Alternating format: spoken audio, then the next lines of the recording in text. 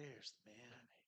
Yes, well, we still have officially 3 minutes or 2 minutes and some odd seconds, Yeah. according to my Talk among yourselves. chronometer here. Very cool. Very cool. Well, we need to get started on time because they throw us out after. Oh, and you're willing to stay an extra 15 or 20 minutes or 30 minutes for informal discussion after the end of this? I think we can do that. Let's do it. Let's do it. In the library. In the We can library, go. just We down can the go to the hall. library. Sure. I've been there before, actually. I believe you have. Yeah, Yes. discovered a really cool book there. There must be the freezing fog out there. Yeah. Well, yeah. You ever heard that phrase? Freezing fog. Well, It kind of is. it's a reasonable term. I mean, fog and clouds occur when the carrying capacity of the air is a function of the temperature. So higher temperatures, the air will carry more water. The air cools down, the water precipitates out, so you get rain or snow or fog or whatever, right? Saturday Night Live thing about that last week. I see. I've got that on DVR. I'm looking forward to watching it. Survive Saturday Night Live. That could be. That could be. Well, we've got a radio folks too, though. Yeah. This will be rebroadcast in probably another 11 days. Works for me. What's 11 days? This is broadcast on KKFI, typically 11 at noon, 11 days from now. So that would be the January 22nd would be a Thursday, I believe. So December. Yeah. Thank you. What did I say? January. Yeah. Sorry. Yeah. Right. Oh, I'm sorry. Not Pat. Well, I appreciate that. I'm pretty or not. They're terrible about that. I'm one of them usually. Yeah.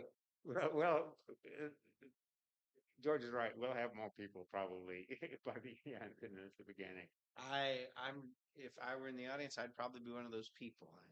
Little groggy on Sunday mornings. So, Trying to read the paper. yeah. Are we ready? We're ready. I'll take this off. Welcome to All Souls Forum. I'm Spencer Graves, a member of the Forum Committee. In planning for this session, the Forum Committee wanted a leader in political science to discuss the recent election. Close enough that it was still a current topic, but far enough to allow time to process the information. I suggested Professor Michael Smith, chair of the Department of Social Sciences, Sociology, and Criminology at Emporia State, and the editor of a recent book that appeared earlier this year surveying recent changes in voting laws and is titled Much Sound and Fury or the New Jim Crow. He is also a co-author of a 2019 book on low taxes and small government, Sam Brownback's Great Experiment in Kansas. And he told me he's working on another one. He can tell us about later, maybe. The Forum Committee thought he would be a great choice to discuss this topic, and he agreed to do so. Before I turn the floor over to Professor Smith, I do want to say that the mission of this forum is to afford a platform for the discussion of significant issues, especially those which involve ethical values in the contemporary world, and to promote critical thinking. It has been doing this since 1943. Just as a reminder to Professor Smith and my audience, it is my fantasy that Professor Smith will talk for about 35 minutes, after which we will beg for money. And then we will have questions and answers. And please prepare your questions. We like short questions and not speeches, preferably 30 seconds, 60 words to allow Professor Smith more time to respond. We will have great. Okay, and please silence your cell phones. Professor Smith? Thank you. All right. Good morning, Unitarians. um, I just a little bit of personal information about me. I split my time between Kansas City and Emporia. I do have a place in Emporia. It would be too far to commute daily, of course, but my family and I are settled here, and I'm active in Kansas City United Church of Christ, formerly Country Club Congregational United Church of Christ. I probably don't have to explain why we changed the name. And so I consider us kindred spirits, working together in More Squared and other groups. This is not my first trip to All Souls, and it's good to be back. In fact, there's an old joke about the UCC, that UCC, the United Church of Christ, but the joke is it stands for Unitarians Considering Christ. So that's that's a little bit about my background, but you didn't come here to hear me talk about myself. And oh, there's Max Skidmore. Uh, so you came here to hear a little bit about one political scientist, or maybe more than one, perspective on the midterms. So, what happened with the midterms? Well, I'm a state and local politics guy. We can talk about the big picture. We can talk about the national picture if you would like when we get to Q&A. But I thought we could talk a little bit about Missouri and Kansas because that's what I do. And I'll start with Kansas. I do wear two hats, living in Missouri, working in Kansas. I'm associated with Kansas politics, these guys, that's where I work, and that just happens to be where I've had in my opinion, the good fortune of meeting reporters and other scholars and so on and so forth. But I actually study Missouri politics quite a bit too. So we'll do a kind of a quick rundown of the midterms in both states. I know there's coffee available. We might need something a little stronger than coffee, but I will leave that up to you. So let's start out with the midterms in Kansas. What's the big picture? Well, of course, you know as well as I do. I mean, I know this congregation. I know you folks. I know you all are politically plugged in, sophisticated, follow the news. In fact, my biggest worry with presentations like this is that I'm going to come up here and tell you things you already know. But I'll try to keep it interesting and so forth, make time for Q&A. So at the risk of telling you things you already know, any political campaign begins the day after the last election. That's called the perpetual campaign. That's kind of a given.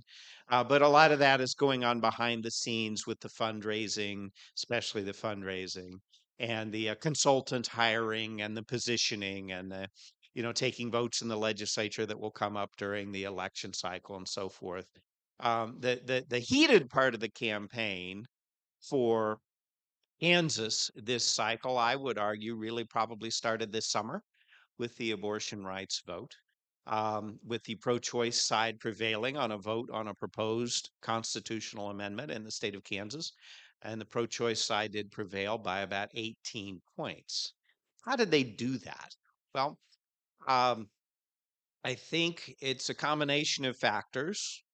It's, first of all, a reminder that voters really aren't liberal or conservative, are they? Voters are voters, and they will do what they will do. I wouldn't call Kansas liberal by any stretch of the imagination. The single person, living or dead, that's received the most votes of any human being in the state of Kansas in history is Donald Trump.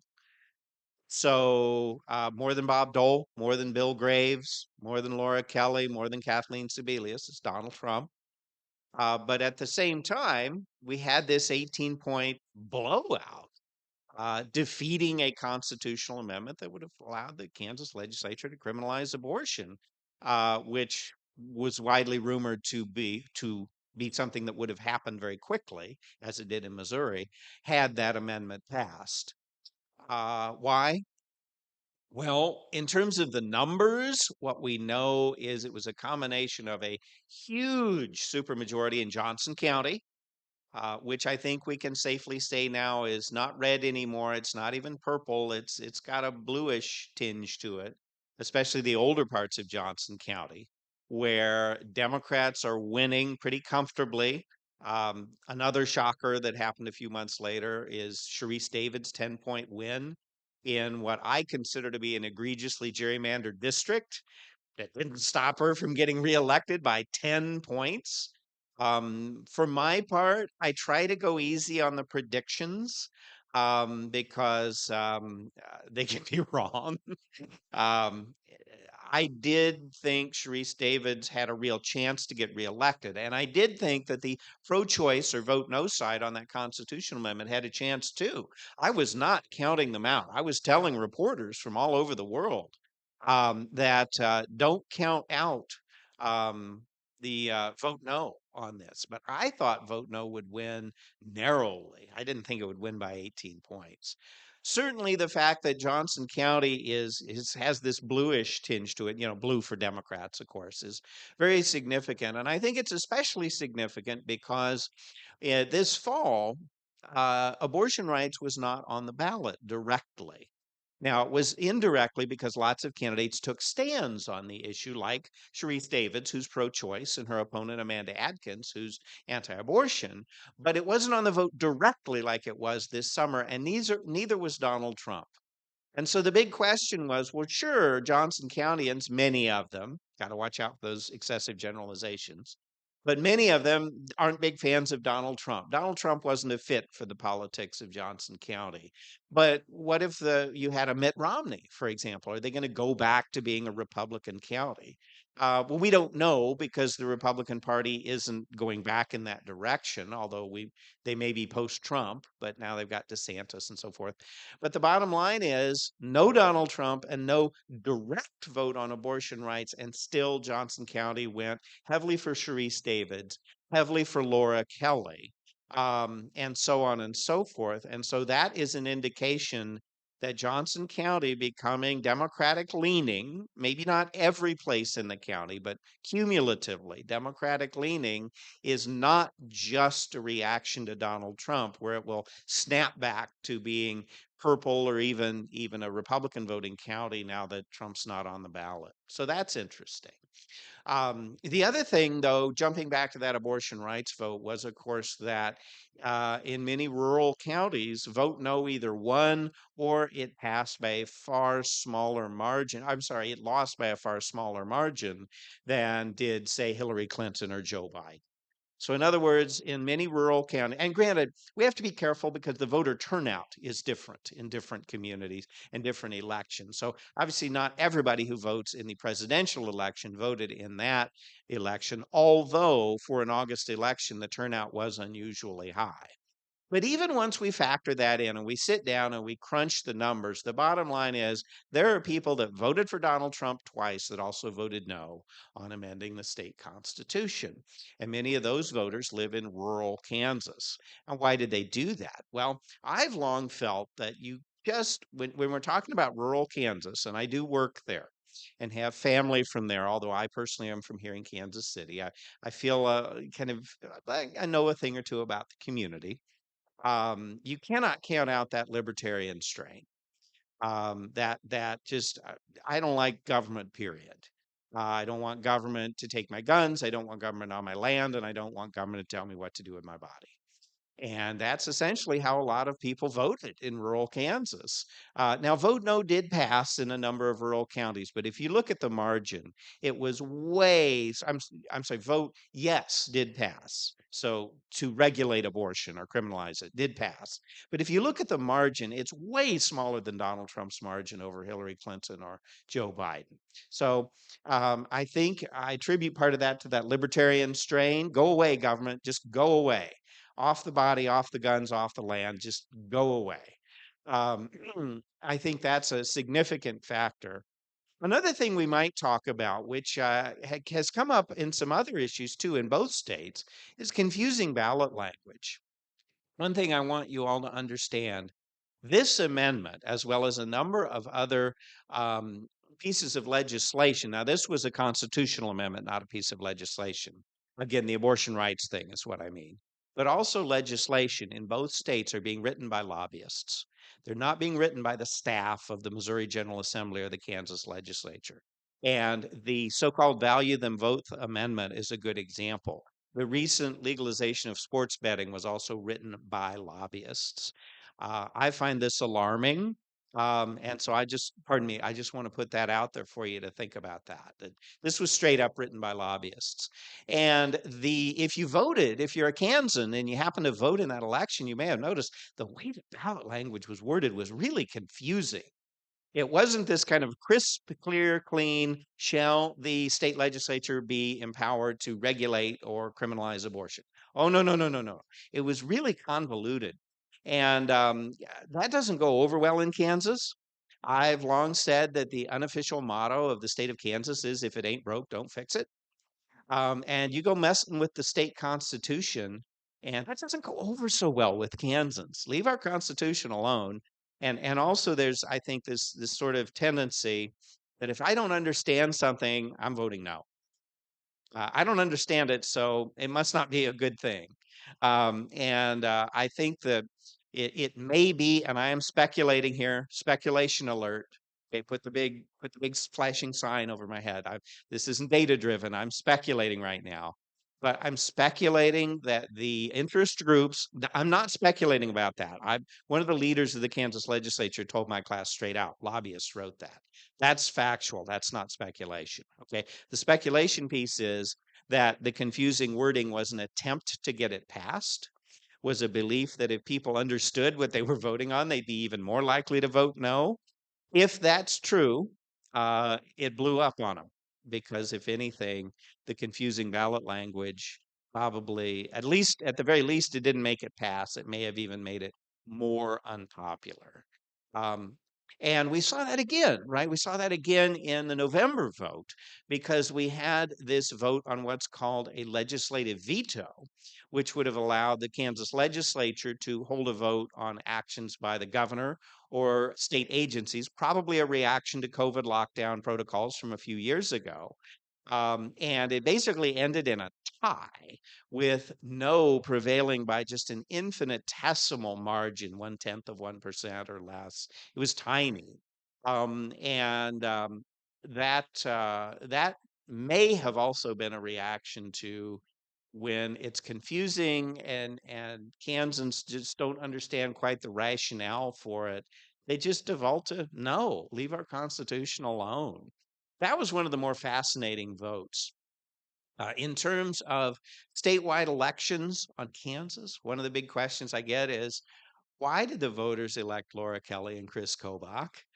And it kind of takes me back, showing my age a little bit here, to about 2006 when voters elected 2002, pardon me, Kathleen Sebelius as governor and Phil Klein, if you remember him, as attorney general. I think Kobach will be very similar to Phil Klein as attorney general. Bomb thrower, social conservative, very confrontational with the federal government. Now, in the case of Sebelius and Klein, voters actually split their tickets. Some voters voted for both. And a friend of mine actually spoke with Kathleen Sebelius about this in an interview, and even she couldn't explain it. Why would anybody split their ticket between a moderate Democrat and a bombastic conservative attorney general? I don't know. Name recognition, maybe. I think the Kelly Kobach dynamic is a little different. I don't think you've got a lot of voters that split their ticket. Certainly, the Democratic candidate Chris Mann overperformed the Democrats' numbers in Kansas by more than double digits, as did Laura Kelly. Ran a pretty good campaign. I think there are two things with Chris Mann. One is that and it's a sad reality of American politics. I don't like it. Here's what it is. And microphone's not working anymore. That's all right. See how that works? Try the other one. Yeah. The other one works. I'm back. um, it's just a sad reality. You have to raise a lot of money. Partly, when you run for office, they say, let's keep it simple and say you're running against one candidate, probably the nominee of the other party, which isn't always the case, right? But even then, even in that simplified example, you actually have two opponents. Your first opponent isn't actually the nominee of the other party. Your first opponent is nobody's ever heard of you. This is one of the reasons why you see celebrities winning public office, Donald Trump, Arnold Schwarzenegger, and others. Around here, we got local TV celebrities like Congressman-elect Mark Alford.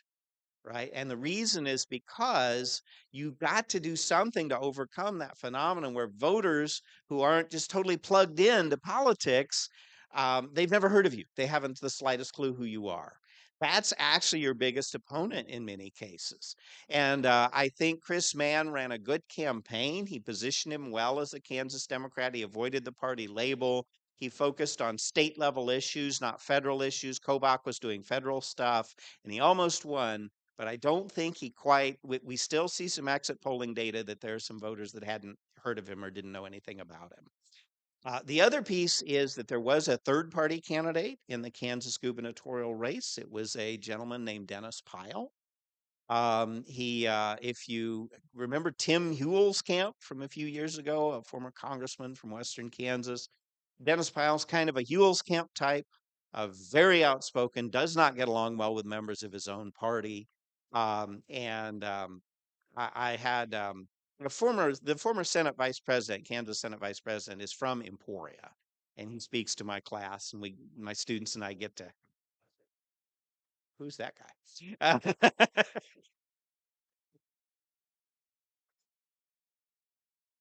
We're having technical difficulties. We'll be back.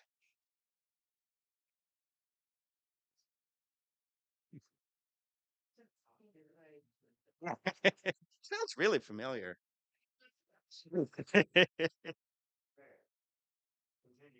All right. Um, so let's see. We were talking about Kansas politics. What was I talking about? Oh, Kobach.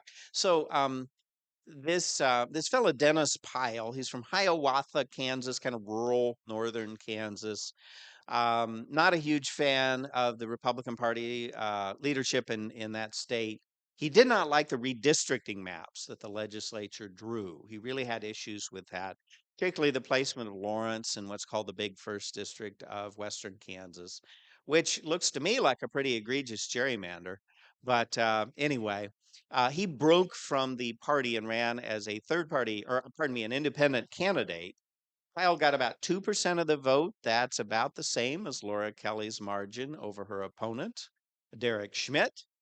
And I think that probably those voters that voted for Pyle and Kobach can account for how Kelly, who did run a great campaign, Kelly got reelected, but Kobach also got elected in a very close race. And then Mann just didn't quite get his name quite enough. He did a good job, but he needed a couple more weeks to close the deal, I think.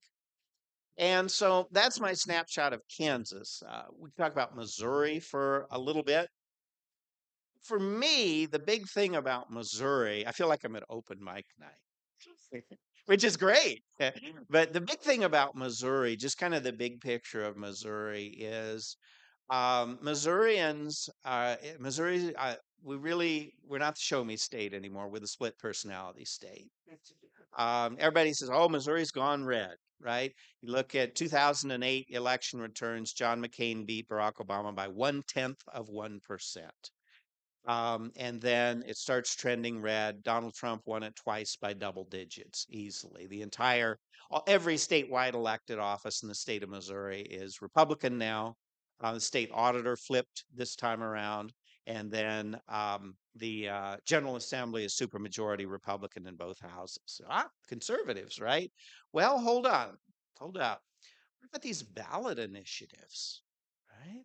Missouri legalized recreational marijuana in this recent vote. Some controversy with that about how the licenses are issued and if that's fair, but nevertheless, it's done. But it's not just that. When right to work was on the ballot, right to work is something that labor unions oppose. Basically, you can work at a union shop without joining the union. Voters sided with the labor unions, and I think it was summer of 2013, 2-1. 2-1, Missouri voters sided with labor unions. Clean energy credits have passed by ballot initiative in Missouri. There was a clean elections law in effect until it was amended in such a way as to kind of gut it. Many people think that was because of deliberately confusing ballot language. Another big one is Medicaid expansion. Now, belatedly being implemented in Missouri after passing in the summer of 2020 by 53%, when it was deliberately placed on the ballot, on the summer ballot, thinking it would be more likely that it would be defeated in a summer vote. It still passed. And so if you look at ballot issues, it looks like Missourians are actually pretty liberal. But boy, when it comes to statewide votes with that party label, the Republicans have a clear advantage.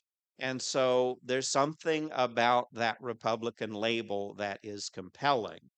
Of course, there was one thing that disappoints progressives in Missouri that passed, and that is the state mandate that the city of Kansas City raise the percentage of state money spent on the police, which was defeated overwhelmingly in the city of Kansas City. But because of a legacy of the Pendergast machine, the Kansas City police are under state control. And so this state mandate to raise the percentage allocated to the police did pass statewide. So that would be one. Maybe that's a clue. Maybe it's law and order issues. Even on abortion rights, Missourians, most polls of Missourians indicate that Missourians are actually pretty evenly split on that. It probably, if you put it on the ballot, and there is talk of that in Missouri, obviously not the General Assembly, it's activists are thinking about doing an initiative petition. If you put it on the ballot in Missouri, I doubt pro choice would win by 18 points. Missouri is a different political culture, but it may pass. Missouri would probably be closer in terms culturally, at least on that issue, to Kentucky, where the pro-choice side recently passed by about 8 points. And so it's not clear, sorry, Thomas Frank, it's not clear that it's abortion rights that's the issue here. Maybe it's law and order. I don't know. But Missouri, like I say, Kansas, if it ain't broke, don't fix it. And Missouri is the split personality state. And in the interest of giving you a break from listening to me drone on and having Q&A, I think that's a pretty good place to wrap it up. But if we have time and you have things you want to talk about we didn't talk about, now's the time. Okay. So, yeah. And George, can you bring me the basket so that I can model the desired behavior? Yeah. Great. Okay, so we've it's now time for question and answer, and so people can line up. Why don't you come back over here, That's Professor right. Smith, and if people with questions can line up over there with your questions. Sounds like a plan. And I prefer you to keep your questions, 30 seconds for that's feasible. Thank you. I had a question about gerrymandering. All right. Okay, so we know what happened in Kansas as far as gerrymandering. Mhm. So my question is, if the Supreme Court were not to interfere with that process in Kansas as well as other states, does that mean that this is going to be a permanent or a trending, something that's going to trend around the nation as well as in Kansas, so that we're going to see these distorted um, maps? Are we? Is that what we're headed now? Probably already seeing them. um, just a quick kind of anecdotal example. If there's anything that the Missouri General Assembly and the Kansas legislature don't like, it's college towns. If you look at the current map of Kansas, the central and western Kansas rural district, which there's such a long storied history about that. That's where Bob Dole comes from, Jerry Moran. This Pat Roberts came out of there. There's almost like a pipeline. You get elected member of Congress from Western Kansas, and then you become a senator, and then you're off and going. And we call it the Big First because the first district of Kansas, and geographically it's huge because due to the low population density, the district has to be larger physically to have the right number of people. And now it has this what I would call I call it a claw. It kind of reaches over some other counties from the Big First and goes all the way to Lawrence, which is like what 45 miles from Kansas City. That's not in Western Kansas.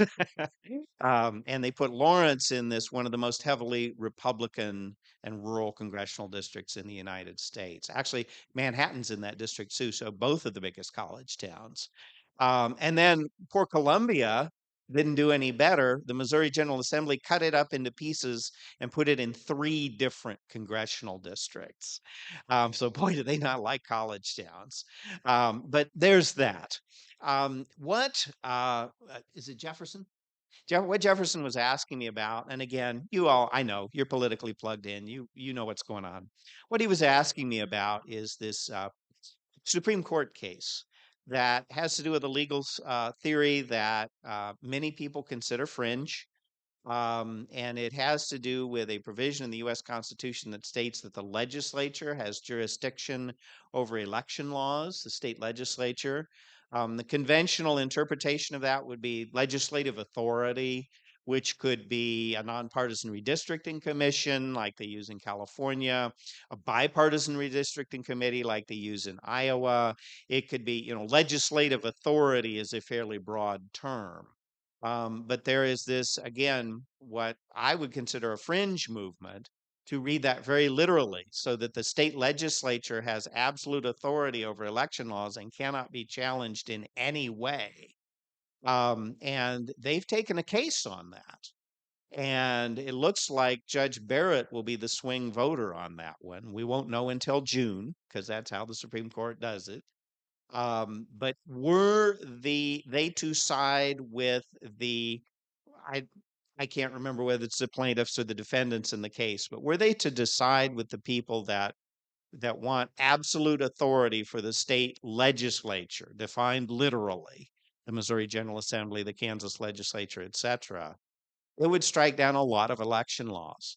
And in terms of gerrymandering, it would kind of be open season. um, Even the conventional best practices like keep communities of interest together, and issues about fair representation of political minorities, which several of us raised in challenging the current Kansas map. We didn't get anywhere because essentially the Kansas Supreme Court ruled the courts have no jurisdiction over this. Would Could potentially be thrown out. It would be a green light to the state legislatures. The only blowback on that is that gerrymandering doesn't always work, as Representative David's reelection indicates. And not only does that not always work, but sometimes they in the General Assemblies are hesitant. So, for example, there was a movement in the Missouri Senate this year to cut up this district into pieces and put the pieces into Republican districts, but they knew that all those Kansas City Democrats could make all those other districts more Republican. And plus, Congressman Cleaver actually has fairly good relationships with some of the Republicans. And so they did not do that. In fact, if anything, they made it more compact and focused on Kansas City. But in terms of legal remedies to gerrymandering, if the Supreme Court were to rule with that argument, it would essentially gut the idea that you could go to court over these things.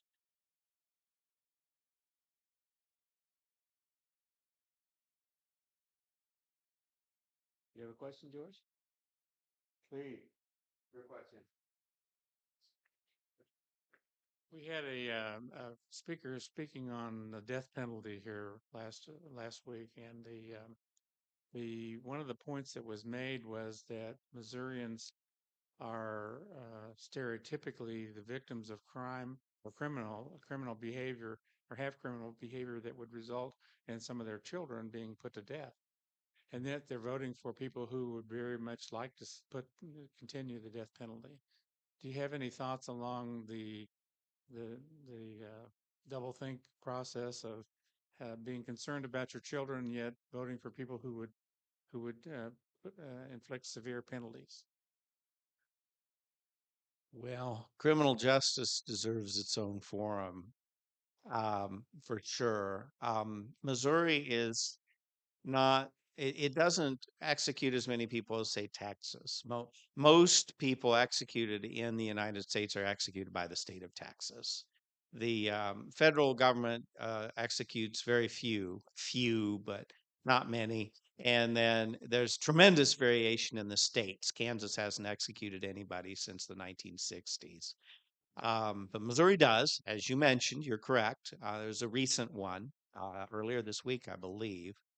And I think it would be incredibly naive to deny that race defines politics throughout the United States and maybe even the world, at least many parts of the world. One of the things that's interesting about studying the two states is that the dynamics are different, right? So the largest non-Caucasian racial group in Kansas is Hispanic voters.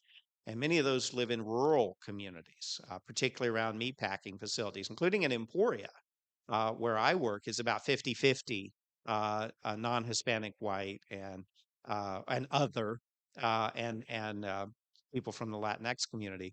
And Missouri, the largest minority is African Americans. And there is a rural African American population in Missouri, particularly in the Boot Heel region. But of course, we tend to associate it with St. Louis and Kansas City most, that population. And it's just, I think there are a lot of racial tensions. In terms of you're wanting an analysis, why do people vote for these people? Which is a good question. Boy, fear is an important motivator, isn't it? Why is the U.S.-Mexico border such a live issue in Missouri and Kansas, which don't have a border with Mexico, and which are states which all the personal experience and data I've ever seen are that both states, uh, particularly Kansas, benefit from immigration economically and other ways. There are a lot of small towns in Kansas that would be dead if it weren't for immigrants. I mean, it'd be a ghost town.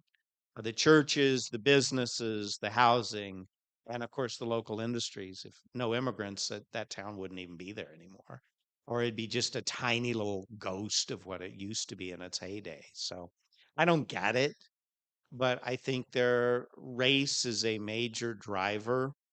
If I may editorialize, I was particularly appalled that now U.S. Senator-elect Schmidt, outgoing Attorney General, or former, pardon me, Attorney General, talking about Eric Schmidt of Missouri, Derek Schmidt of not Derek Schmidt of Kansas, was held up the exoneration of someone who was not proven guilty a few years there. Yeah, last year. That typically the law and order argument is somebody who's guilty, lock them up and throw away the key. In extreme cases, even execute. But why would you take a law and order stance? I'm for keeping innocent people in prison. And so that concerns me greatly.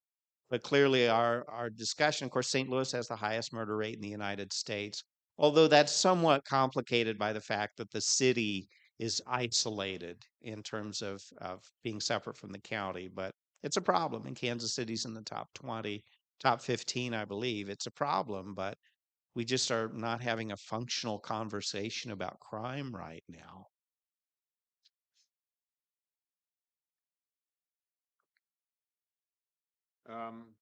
If there's nobody else, I've got a question. Talk about how the media make money from amplifying political polarization, including social media as Oh, well man. as broadcasting and the print media. Well, Spencer and I know each other. We've done some projects before. I couldn't agree more with the premise of your question. Um, just like if it bleeds, it leads, works in local news. You're totally right, Spencer, about political polarization. Uh, you know, if Congress or a state legislature were to meet and have relatively amicable hearings and have a workable compromise, who wants to watch that? That's boring. Right? We want to see people fighting. We want to see crackpots. We want to see conspiracy theorists. We want to see drama. Right. And that's the tragedy, in my opinion, of government is that when government does its job correctly, it's really boring. Well, today the water treatment plant worked great and the tap water's safe to drink. And who's going to watch that? We want failure, we want drama, and so on and so forth. And there's just so little incentive to do the hard work that, of course, for us policy wonks, it's not boring. We love this stuff, right? But for the average American, it's just dull, a bunch of hearings about the safety of petroleum storage tanks or something. Who cares? Well, we do, but not until it blows up or starts leaking. right? And we don't want to hear about that. We want the drama. Again, I'm going to date myself a little bit here, Spencer, but I'm a big fan of the movie Network. That's the one. If you remember, I'm as mad as hell, and I'm not going to take it anymore. Even if you haven't heard of the movie, you probably remember that line. I It was overshadowed because it won the Academy Award the next year. It was Star Wars that won the Academy Award, and I think just in the pop culture, the movie got overshadowed. But I just think it's a classic, and it's fictional. The movie's fictional, but this dramatization of that pivot from the news media in the mid 1970s, from the idea that the commercial news media was supported at a loss by CBS, NBC, ABC. They were losing money on their radio and then later television networks because the argument is it establishes our reputation. People know CBS News because of Walter Cronkite. They know a few years later ABC because of Peter Jennings, et cetera, et cetera. And we're not trying to make money off these things. We're trying to establish our brand. So we will lose money sending correspondents all over the world to cover the news because of that. And then there was this pivot to no, we want the news division to be a revenue generator. Where that model's out. The new model is you're not getting enough ratings. You're fired because we want to pull revenue out of the news, advertising revenue. And the other issue that you gave me an opening, so I'm going to take it, Spencer. The people talk a lot about the news media. I know you do. You're pretty passionate about this issue, and how people aren't getting the full story and they aren't getting accurate information and so forth. And I've always kind of pushed back on that a little bit because there are so many different outlets. And even if you've given up on the U.S. news media entirely, and I personally think there are actually some pretty good outlets. I'm an NPR man myself. But you there all you need is a computer or a mobile device, and you can be reading The Guardian from the UK, or you can read the Christian Science Monitor, which is a wonderful source. It's pretty easy, really, but we have to remember that it's a two-step process, right? It's not only bad news or fake news or somewhere in between, questionable news, right? It's reinforcing those stereotypes. Right. And that's the real danger. The danger isn't that if I want to get another perspective, I can't get it. Of course I can. I've got a phone in my pocket, right? I know how to access the Guardian. I know how to access, other news sources. That's not the issue. The issue is when you pump out news and it reinforces those stereotypes. There's chaos at the U.S.-Mexico border, or oh, whatever stereotype you may happen to hold, even really crackpot stuff like QAnon. And believe it or not, I have a whole presentation just on that. And it's scary that when you pump out news that hits those stereotypes, that, oh, sure, people could fact check it. They could go on Snopes. They could go find better sources of information. They're widely available, especially with the internet, but they don't because it hits that stereotype. It hits that, I knew it. I knew you couldn't trust Hillary Clinton. I knew it. And now, see, I'm learning thanks to insert name of news source here. And so, why would I look for news anywhere else when this person is hitting me right in terms of validating my pre-existing beliefs and not challenging me to that maybe there's more to the world than I believed previously? And I think that's where the divided news media, and I couldn't agree more that conflict sells. Um, that's right. And that's what drives their ratings, right? But also is why. Why are the ratings high? It's because I seek out the media that reinforce what I already believed, even if it's nuts. The recent quelling of the German right and that had its genesis with QAnon. Yeah. Um, what do you think about the idea that we have an international effort toward authoritarianism, and it's inflicting our state, both states actually, and all of the United States? Is it really is effective? It appears to be effective, but do you think it's effective? I agree with the premise of your question. I wish I didn't. I want you to be wrong, but I don't think you are. The democracy really is under attack. And it's frustrating because it's not like the way things used to be was perfect. In some ways, I viewed the 2022 elections in some ways as a little bit of a return to normalcy.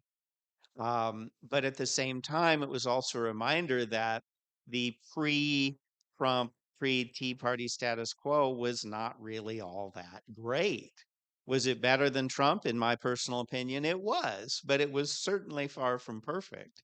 And that's one of the things Trump voters reacted to is like, well, this isn't that great. This guy says he's going to shake things up. Maybe it's time.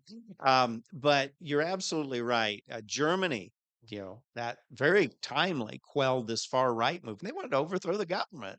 Hungary has gone very authoritarian and such a fascinating country and rich history, and they're going the authoritative route.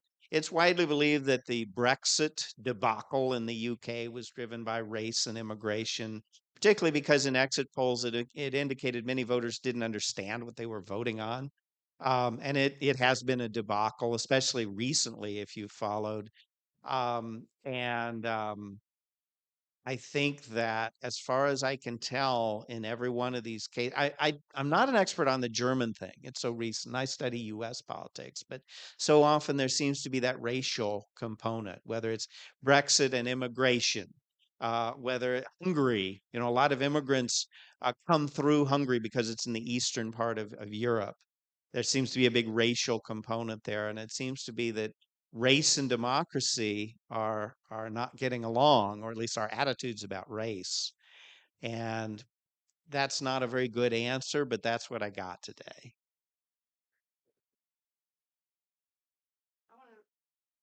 I'd like to follow up on that. And the KU has been doing a study with our politics coming up on his telling that we're back into an era of redemption after the Civil War and Reconstruction. That we're back to media and politics. Are back to an era of redemption where media journalism is coming from a very white supremacist angle. The way we report on politics, the way we report on how we angle our stories and stuff, which is really what he was talking about with the Germans.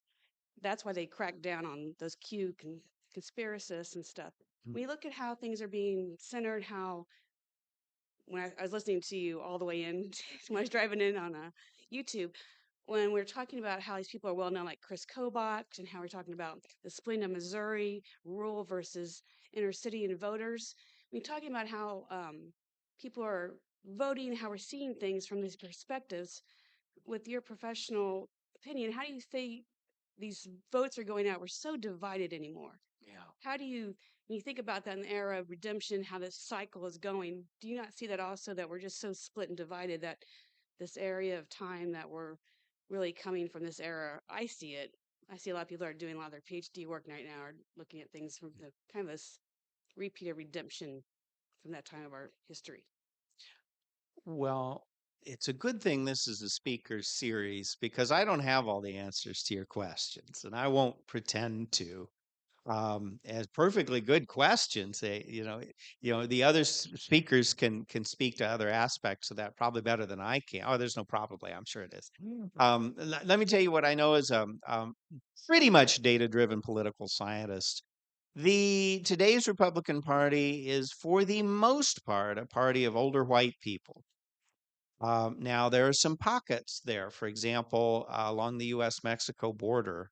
And by the way, if you've heard about that, the fact that Republicans do fairly well among Hispanic voters along the border, a lot of that's because of the oil industry.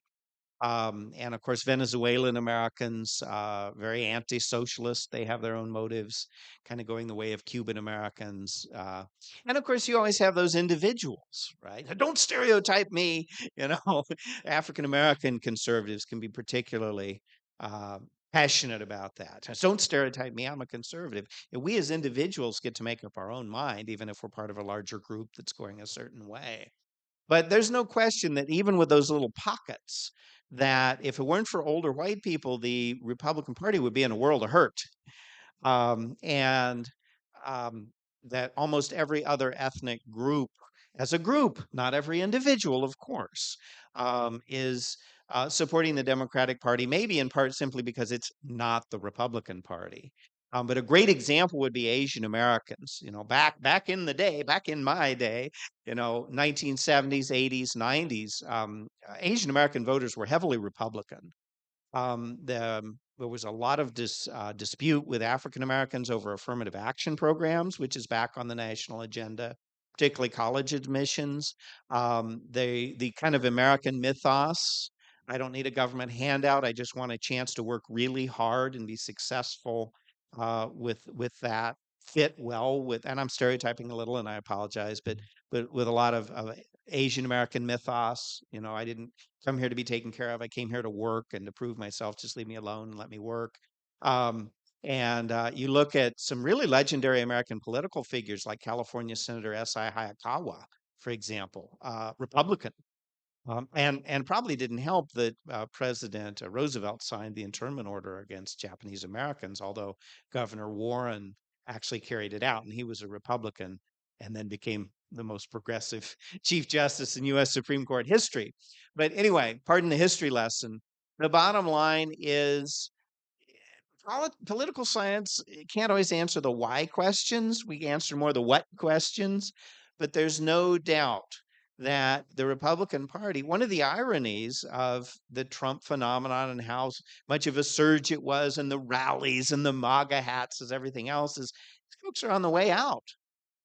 They know, pardon the language in church, but UUs are, pretty relaxed, I know. So we know damn well that this is not the future. And this idea that this is a group that's on the way out in terms of being the majority in the United States, already no longer the majority in many places, as probably has something to do with why the politics are so reactionary.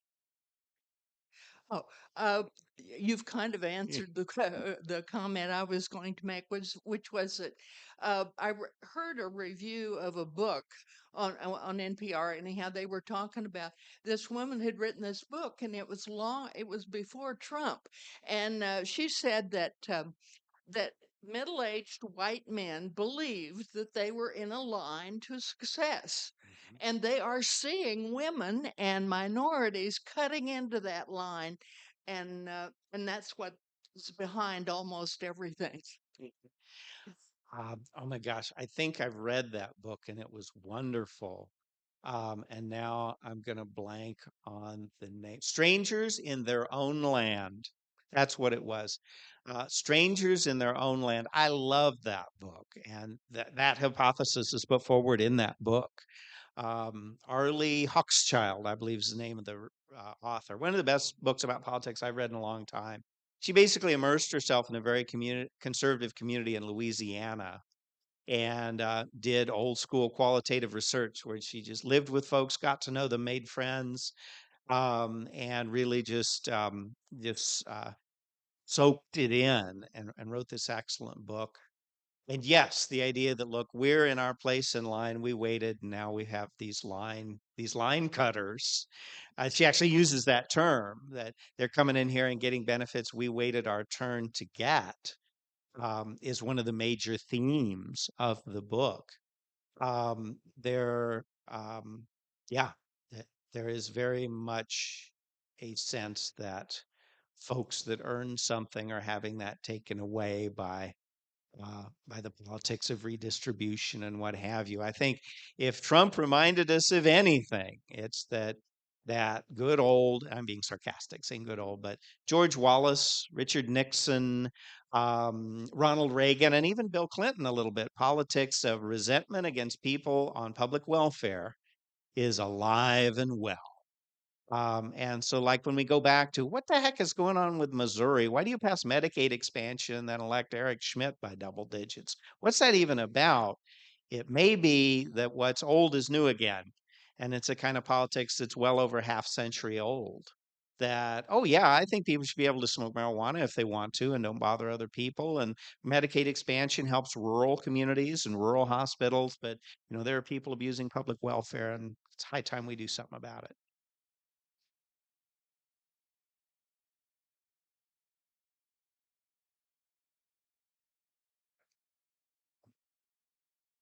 I have a rather unusual situation where one of my daughters and two of my granddaughters live in France, and they have triple citizenship, American, Italian, and French. And my granddaughters, for the first time, were old enough to vote, and they chose to vote as Americans, doing absentee balloting. And so I'm wondering what attention is paid to people with American citizenship who live outside the country who can still vote here? And then what is the situation with immigrants in the US, some of whom probably can vote in the US and probably also still can vote in what was their original home country?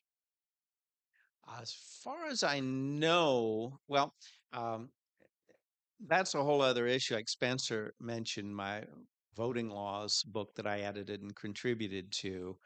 And not you and your family, of course, but we know that there are so many conspiracy theories about elections. One of the neat things about 2022, I think, is that election deniers did quite poorly, including in Kansas, where an election denier lost the Republican primary for Secretary of State by 20 points, which is music to my ears because it is conspiracy theory nonsense.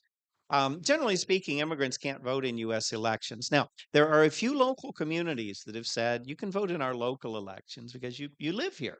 You pay taxes here. Maryland, I know, has a few communities like that. So there are a few things. Now, but to be honest, I'm not super knowledgeable about dual citizenship issues, but I believe you have to declare.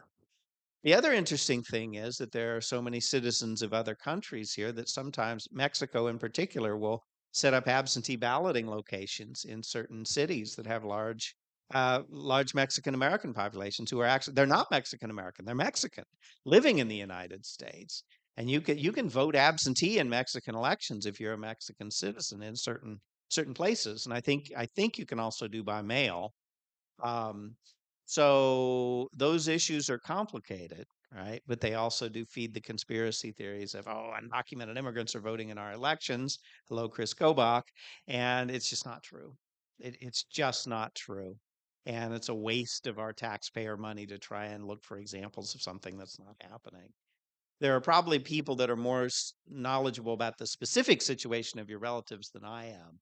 Well, again, Yeah. their first choice was they wanted to vote. They wanted to vote in the U.S., and I think some of it was they weren't old enough for the previous election. Is there were certain people in the U.S. they wanted to be sure were not elected, and so they wanted to have their Sure. little vote count for some of the opponents of some of the Trump type people. Which is very understandable choice for sure.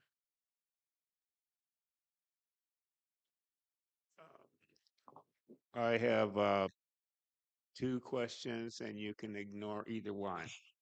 One is Ralph Nader had a book that came out a few years ago entitled Unstoppable: The Emerging Left-Right Alliance to Dismantle the Corporate State. Clearly that hasn't happened. And Still so there. I'd be interested in your comments on that. And I also would be happy if you'd talk to us briefly about your new book project that you mentioned.